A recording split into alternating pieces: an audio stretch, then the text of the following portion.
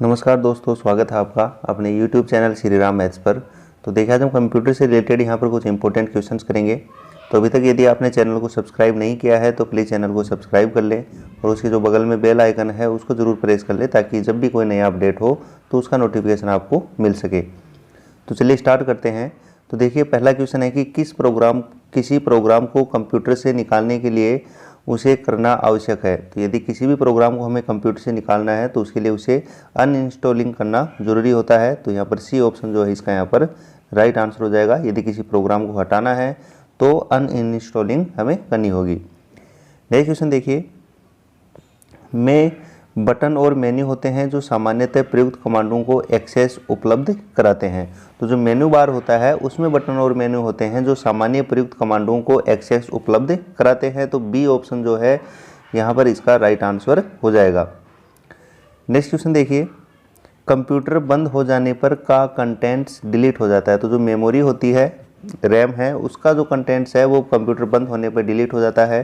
तो C option जो है इसका यहाँ पर राइट आंसर हो जाएगा, मेमोरी, कि कंप्यूटर बंद होने पर मेमोरी का कंटेंट डिलीट हो जाता है। नेक्स्ट क्वेश्चन देखिए, इंस्ट्रक्शन के सीरीज जिनको कंप्यूटर एक या अधिक पर्टिकुलर टास्क परफॉर्म करने के लिए कहती है उसे हम क्या कहते हैं। तो उसे हम प्रोग्राम कहते हैं। तो डी ऑप्शन जो है इसका यहाँ पर राइट आंसर हो जाएगा, प्रोग्राम। नेक्स्ट क्वेश्चन देखिए, नंबर पैड से डायरेक्शन एरो में काम लेने के लिए कौन सी कुंजी हमें दबानी पड़ती है। तो नम लॉक कुंजी को हमें दबाना होता है। तो ए ऑप्शन जो है इसका यहाँ पर राइट आंसर हो जाएगा कि नम लॉक कुंजी दबाने के बाद में जो नंबर पैड है उसको हम डायरेक्शन एरो के रूप में काम में ले सकते हैं। तो नेक्स्ट क्वेश्चन देखिए, किसी भी कंप्यूटर सिस्टम में सबसे छोटा यूनिट जिससे 8 मिलकर 1 बाइट बनता है। तो 8 बिट से मिलकर 1 बाइट बनता है। तो ए ऑप्शन जो है इसका यहाँ पर राइट आंसर हो जाएगा कि 8 बिट का जो समूह होता है वो बाइट होता है और 4 बिट के समूह को हम निबल कहते हैं। तो 8 बिट मिलकर 1 बाइट बनता है और ये कंप्यूटर सिस्टम की सबसे छोटी यूनिट होती है। नेक्स्ट क्वेश्चन देखिए, किसी ऑब्जेक्ट की प्रॉपर्टीज में एक्सेस के लिए यूज की जाने वाली माउस टेक्निक निम्नलिखित में से कौन सी है। तो कौन सी होती है, राइट क्लिकिंग होती है। तो सी ऑप्शन जो है इसका यहाँ पर राइट आंसर हो जाएगा कि किसी ऑब्जेक्ट की यदि हमें प्रॉपर्टीज़ को एक्सेस करना है तो हम माउस के राइट क्लिकिंग प्रॉपर्टीज़ का यूज करते हैं। नेक्स्ट क्वेश्चन देखिए, कंप्यूटर से हार्ड कॉपी उपलब्ध कराता है। तो सभी को पता है कि कंप्यूटर से जो हार्ड कॉपी है वो हमें प्रिंटर उपलब्ध कराता है। तो डी ऑप्शन जो है इसका यहाँ पर राइट आंसर हो जाएगा। नेक्स्ट क्वेश्चन देखिए, टिपिकल नेटवर्क में सबसे महत्वपूर्ण या पावरफुल जो कंप्यूटर होता है वो कौन होता है, नेटवर्क सर्वर। तो सी ऑप्शन जो है इसका यहाँ पर राइट आंसर हो जाएगा, नेटवर्क सर्वर। नेक्स्ट क्वेश्चन देखिए, पीसी का पूरा नाम क्या है। तो सभी को पता है पीसी का पूरा नाम जो है वो होता है पर्सनल कंप्यूटर। तो ए ऑप्शन जो है इसका यहाँ पर राइट आंसर हो जाएगा। नेक्स्ट देखिए, किसी फाइल को एक फोल्डर से दूसरे फोल्डर में ले जाने के लिए कौन से आदेशों को जोड़ा दिया जाता है। तो देखिए यदि हमें एक फोल्डर से दूसरे फोल्डर में ले जाना है या दूसरी भाषा में कहीं मूव करना है तो कट और उसके बाद में क्या करेंगे, पेस्ट। तो कट पेस्ट ए ऑप्शन जो है इसका यहाँ पर राइट आंसर हो जाएगा। नेक्स्ट क्वेश्चन देखिए, निम्नलिखित में से क्या एक्सेल का बिल्ट इन फंक्शन नहीं है। तो टोटल, सम, एवरेज और मैक्स। तो इनमें जो टोटल है वो एक्सेल का इनबिल्ट फंक्शन नहीं होता है। टोटल यदि हमें करना हो तो उसके लिए हम सम यूज करते हैं। तो जो इनबिल्ट फंक्शन है वो कौन सा नहीं है, टोटल नहीं है। तो ए ऑप्शन जो है इसका यहाँ पर राइट आंसर हो जाएगा। नेक्स्ट क्वेश्चन देखिए, डीबीएमएस का काम है। तो जो डाटाबेस मैनेजमेंट सिस्टम है इसका क्या काम होता है। तो डाटाबेस बनाना, डाटाबेस में बदलाव करना, डाटाबेस में रिकॉर्ड प्रविष्ट करना, डाटाबेस से रिकॉर्ड डिलीट करना और कुछ रिकॉर्ड चुनना। तो ये सभी जो कार्य है वो डीबीएमएस के होते हैं। तो 1, 2, 3, 4, 5 ये सभी इसके राइट आंसर हो जाएंगे। तो डी ऑप्शन जो है इसका यहाँ पर राइट आंसर हो जाएगा कि जो सभी हैं वो इसके कार्य हैं। नेक्स्ट क्वेश्चन देखिए, असत्य कथन को चिन्हित कीजिए। तो इनमें पहला है कि क्यूरीज डाटाबेस से किसी विशेष डाटा को व्यवस्थित तरीके से देखने में सहायता करती हैं।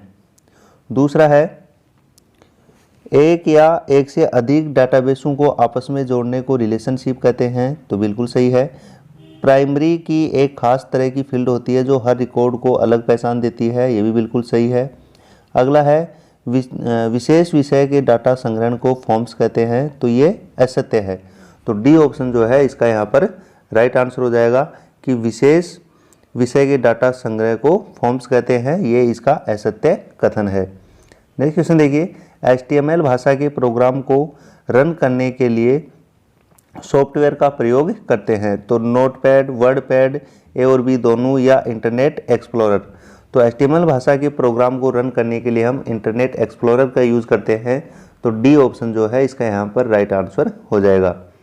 नेक्स्ट क्वेश्चन देखिए, MS वर्ड की विंडो को 2 या 2 से अधिक भागों में बांटने की विधि को क्या कहते हैं? तो यदि विंडो को हमें 2 भागों में बांटना है तो उसे हम स्प्लिट विंडो कहते हैं, तो सी ऑप्शन जो है इसका यहाँ पर राइट आंसर हो जाएगा, स्प्लिट विंडो। नेक्स्ट क्वेश्चन देखिए, हब एक डिवाइस है, तो जो हब है वो एक डंब डिवाइस होती है, तो इसका भी यहाँ पर ए ऑप्शन जो है राइट आंसर हो जाएगा। नेक्स्ट क्वेश्चन देखिए, डॉक्यूमेंट में फ़ॉन्ट साइज को बढ़ाने के लिए निम्नलिखित में से कौन सी की का प्रयोग किया जाता है? तो ए ऑप्शन इसका यहाँ पर राइट आंसर हो जाएगा, control plus shift plus greater का साइन। तो ए ऑप्शन इसका यहाँ पर राइट आंसर हो जाएगा। यदि हमें फ़ॉन्ट साइज को बढ़ाना है तो उसकी जो शॉर्टकट की होती है वो होती है control plus shift plus greater than. Next question देखिए, सूचनाओं को पंक्ति व स्तंभ के रूप में व्यवस्थित करने को हम क्या कहते हैं? तो सूचनाओं को पंक्ति व स्तंभ के रूप में व्यवस्थित करने को टेबल कहते हैं, तो सी ऑप्शन इसका यहाँ पर राइट आंसर हो जाएगा, टेबल। नेक्स्ट क्वेश्चन देखिए, टेक्स्ट को डबल अंडरलाइन करने के लिए किसका प्रयोग किया जाता है? तो टेक्स्ट को डबल अंडरलाइन करने के लिए control plus shift plus D का यूज करते हैं, तो ए ऑप्शन जो है इसका यहाँ पर राइट आंसर हो जाएगा, control plus shift plus D. Next question देखिए, स्लाइड शो व्यू में पिछली स्लाइड पर जाने के लिए कौन सी बटन दबाई जाती है? तो यदि स्लाइड शो व्यू में हमें पिछली स्लाइड पर जाना है तो उसके लिए हम पेज अप कुंजी का यूज करते हैं, तो बी ऑप्शन जो है इसका यहाँ पर राइट आंसर हो जाएगा कि पिछली स्लाइड पर जाने के लिए हम पेज अप कुंजी का यूज करते हैं। नेक्स्ट क्वेश्चन देखिए, इनमें से किस स्क्रॉल बार का प्रयोग विंडो में नीचे की ओर छिपी हुई सामग्री को देखने के लिए किया जाता है? तो जो वर्टिकल लाइन होती है या जो हॉरिजॉन्टल लाइन होती है उसका हम यूज करते हैं, तो बी ऑप्शन इसका यहाँ पर राइट आंसर हो जाएगा। नेक्स्ट क्वेश्चन देखिए, नॉर्मलाइजेशन है, तो जो नॉर्मलाइजेशन है वो एप्लीकेशन, प्रोग्राम या यूजर के सम्मुख प्रकट होने वाले आंकड़ों का निरूपण होता है, तो डी ऑप्शन इसका यहाँ पर राइट आंसर होगा कि जो नॉर्मलाइजेशन है वो क्या होता है कि जो एप्लीकेशन, प्रोग्राम या यूजर के सम्मुख प्रकट होने वाले आंकड़ों का क्या होता है, निरूपण होता है, तो डी ऑप्शन इसका यहाँ पर राइट आंसर होगा। नेक्स्ट क्वेश्चन देखिए, किस व्यू में आप किसी प्रस्तुतिकरण की स्लाइडों को क्रम में लगा सकते हैं? तो स्लाइड शॉर्टर व्यू में हम एक क्रम में या सीक्वेंस में लगा सकते हैं, तो बी ऑप्शन इसका यहाँ पर राइट आंसर हो जाएगा, slide shorter view. Next question देखिए, स्लाइड शो समाप्त करने के लिए कौन सा बटन दबाया जाता है? तो जो स्लाइड शो है उसको यदि हमें एंड करना है तो उसके लिए हम एक्स कुंजी दबा सकते हैं, बिल्कुल सही है।